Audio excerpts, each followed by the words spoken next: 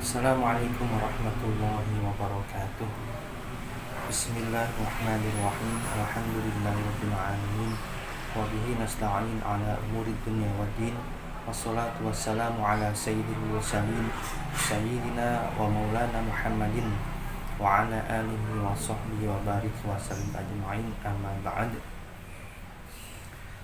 Surat Al-Qasas ayat 79 sampai ayat 82.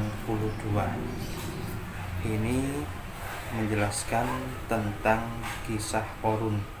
Siapa Qarun itu bisa kita lihat di surat Al-Qasas ayat yang ke-76. Ayat ke-79 berbunyi fa kharaja, maka dia keluar, maka Qarun itu keluar ala kepada qaumihi, kaumnya. Qarun hadir di tengah masyarakat. Fi, dalam, zinatihi, kemegahan atau perhiasan. Suatu ketika Qarun datang di suatu masyarakat dengan membawa kemegahan atau perhiasannya. Banyak perhiasan yang dipakai, kunci berangkas perhiasan emas untuk menyimpan emas dan harta kekayaannya saja itu diletakkan di keledai, banyak sekali. Sampai dijelaskan para pengikutnya itu kurang lebih 4.000 pengikutnya, itu pun juga kelelahan membawa kunci-kunci berangkas untuk menyimpan harta-hartanya itu. Di tengah masyarakat maka terjadilah sorotan. Yang pertama, qala, berkata, alladzina, orang-orang yang yuriduna, menghendaki, al-hayata dunya, al-hayata itu kehidupan, ad-dunya itu dunia. Jadi ada orang yang materialistis di tengah masyarakat itu berkata, ya laita, seandainya lana, bagi kita, misla, seperti ma'utiyah, apa yang diberikan Qarunu kepada Qarun. Innahu, sesungguhnya dia, lalu benar-benar mempunyai, hawlin, nasib baik atau keberuntungan, azimun, yang besar. Ini tanggapan pertama di tengah-tengah masyarakat dari orang-orang yang cinta dunia, kalau bahasa sekarang materialistis. Lain halnya dengan pihak yang lain, ada juga yang ahli ilmu. Tentunya ini adalah orang-orang yang agamis. Mereka berkata, waqala, dan berkatalah, alladzina, orang-orang yang utul ilma, diberi ilmu, wailakum, kecelakaan kamu. Orang-orang yang berilmu, orang-orang yang tahu kebenaran, orang-orang yang tahu hukum ajaran agama pada saat itu berkata, wailakum, celakalah kamu.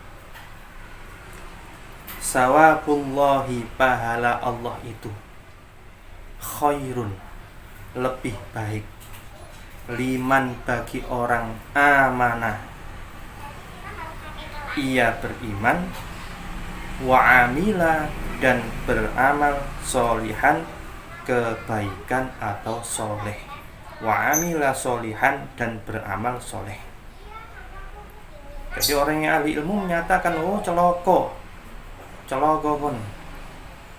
Soalnya Gusti Allah iku ngkei pahala wong sing beriman, wong sing beramal soleh, duduk nanggone model wong sing koyok Qarun iku, sing senengane ngumpulno donya tok.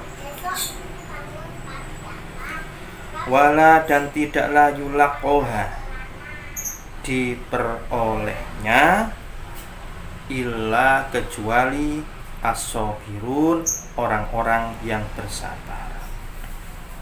Qarun itu orang yang sangat kaya, cuma lupa tentang akhirat, hanya mengutamakan duniawi saja. Pernah diminta agar Qarun itu bersedekah, sebagian hartanya itu disampaikan pada orang lain. Qarun bilang, apa yang ku peroleh ini adalah dari hasil ilmu pengetahuan yang ku miliki. bukan hasil dari orang lain. Nah, itu yang disampaikan oleh Qarun. Ayat ke-81, fa khosafna, maka kami benamkan, bihi, dengannya, wa bidarihi, dan dengan rumahnya, al-ardha, bumi.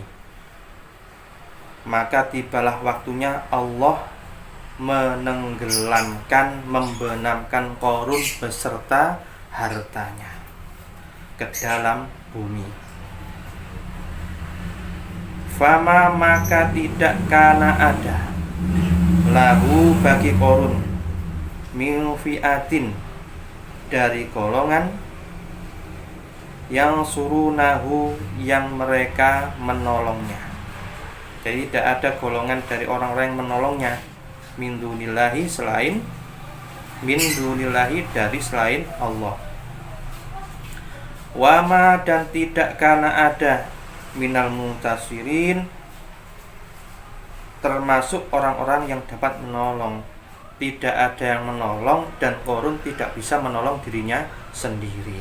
Mengapa Allah memberikan azab seperti ini? Karena Qarun itu terlalu materialis, hanya mengumpulkan dunia, melupakan akhirat, melupakan ibadah, tidak peduli kepada masyarakat yang membutuhkan. Makanya zaman sekarang itu, kalau ada harta yang terpendam, maka disebut dengan harta karun.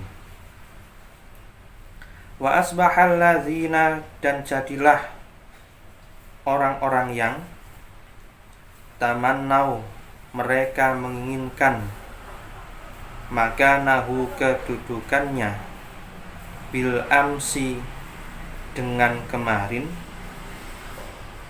Jadi orang-orang yang menginginkan seperti Qarun, pada saat Qarun itu kaya sebelum tenggelam, orang-orang materialistis, yaquluna, mereka berkata, waika annallaha, waika anna itu aduh, waduh gitu, Allah, Allah, ya basutu, melapangkan rizqi, liman, kepada siapa, yasha'u, yang ia kehendaki, min ibadihi, dari hamba-hambanya, wa yaqdir, dan dia menyempitkan. Oh, ternyata Allah yang melapangkan rezeki dan menyempitkan rezeki itu. Qarun seperti itu dilapangkan oleh Allah rezekinya, tapi karena dia itu pelit alias medit, tidak mau sedekah, maka disempitkan rezekinya sampai ditenggelamkan bersama hartanya di dalam bumi.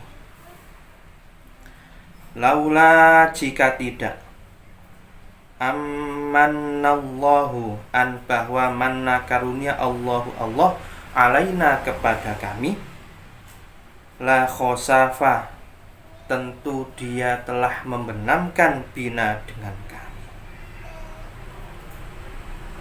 Wai ka'annahu, aduh, la yuflihu, tidaklah beruntung, al-kafirun, orang-orang yang ingkar.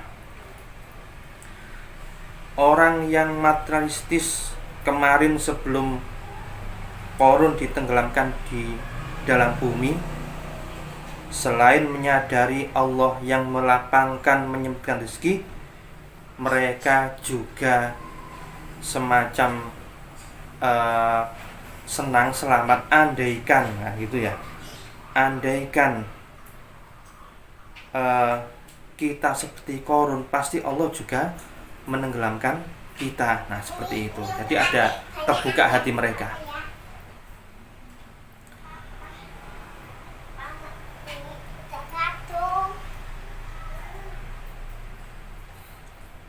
Inilah kisah Qarun yang pada intinya orang itu boleh menerima rezeki dari Allah, menerima karunia Allah, namun tidaklah boleh melupakan akhirat, tidak melupakan masyarakat setempat yang membutuhkan dari apa yang diperolehnya dari Allah Subhanahu wa taala. Ada sikap seimbang hablum minallah dan juga hablum minannas ada sikap seimbang, mana duniawi, mana ukhrawi, sehingga meskipun Qarun itu kaya, seandainya dia tetap seimbang dalam hidupnya, tetap tawazun dalam menjalankan kehidupannya, niscaya Qarun itu tetap tergolong orang yang hidup sederhana, bukan orang yang hidup materialistis atau cinta dunia. Wabillahi taufiq wal hidayah. Wassalamualaikum warahmatullahi wabarakatuh.